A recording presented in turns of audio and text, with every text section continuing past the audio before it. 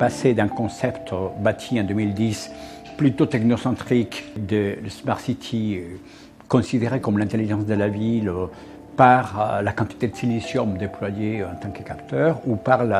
l'algorithmique qui allait par elle-même résoudre des problèmes d'une très grande complexité, la mobilité, la santé, l'éducation, la gestion des affaires publiques. Et nous avons souhaité donc fédérer une autre voie des pensées qui n'est plus la Smart City technologique, technocentrique, plutôt donner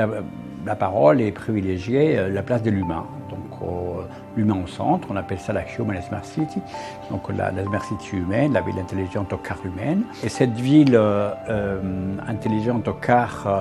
humaine permet de mettre au centre donc, de nos réflexions la place de l'humain, son rôle et surtout quels sont les services qui lui sont nécessaires pour être épanoui et ramener la ville à une autre considération qui est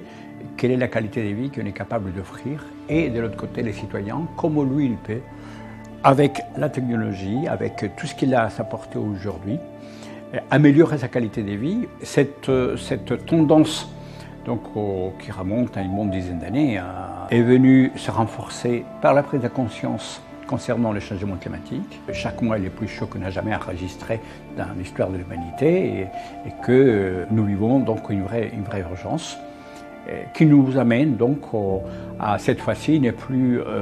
c'est cantonné à dire il faut faire autrement pour que ça change, mais de dire ici et maintenant,